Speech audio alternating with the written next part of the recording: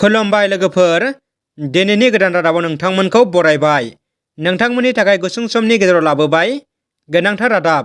अन्नानै रादाबखौ जोबजासे फारि नायलांदो। गिबि खौराङाव दङ टकिय' अलिम्पिक गेम्सआव ब्रन्ज मेडेल देरहासारनो हानाय मुंदांखा बक्सिं गेलेगिरि लाभलिना बरग'हाइनो आसाम पुलिस बिफाना दिनै गुवाहाटी जनता भवनाव deputy superintendent of police DSP महरै दिनै थिसनथाइ होबाय।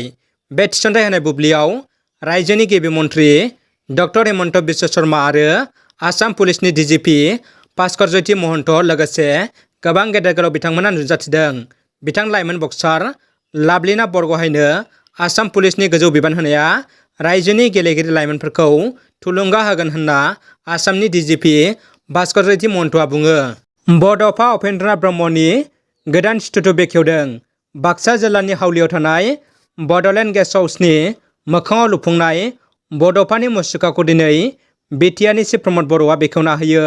बेखेवनाय समाव बिथांजों एम गौतम दासआबो बाहागो लायो। आसाम पुलिसनि गेदेर जाफुंसार। कार्बि आंलं पुलिसआ कार्बि आंलंनि खाटखाटी मुंनि जायगायाव 795 ग्राम हेर'इन हमनो मोन्दों। लोगोसे मैदेर गं, मै गं आरो खासेवनि बिगुर बायदि बायदि हमनो हादों। जाथायजों लोब्बा थानाय सानै सुबुंखौबो पुलिसआ खाबाय। दानिया फैदो गुबुन मोनसे खौराङाव। हादराव कर'ना भाइरासनि फिन गोख्रोङै बांदों। भारतनि सावस्रि बिफाननि गोदान रिपर्ट बायदिब्ला भारताव 24 घन्टायाव 2 लाखसिम कर'ना भाइरासजों सन्देरनायनि खौरां होदों आरो गोबां सुबुङा कर'ना भाइरासजों जिउ गोमादों। 2022 मायथाइनि फेब्रुवारि दाननि 11, 12 आरो 13 खालार खालि गोजोन फोथार तामुलपुराव जानो गोनां बर' थुनलाइ आफादनि 61थि बोसोरारि जथुम्मानि गाहाय दरखंनि सावगारिनि नुथायखौ फोसावबाय, जायखौ नोंथांमोना सावगारियाव नुनो मोन्दों।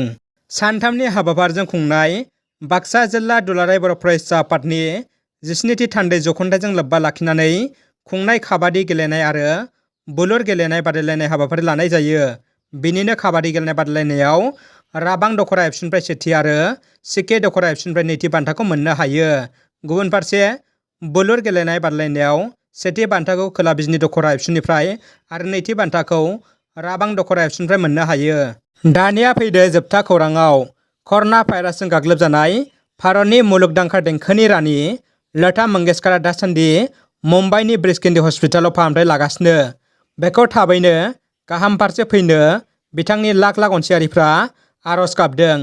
बे बुब्लियावनो ओडिशा पुरीनि बालाहामानि महरगिरि सुदर्शन पाटनायकआ लता मंगेशकरनि बालाजों सावगारि बोना थाबैनो गाहाम फारसे फैनो आर'ज गाबदों।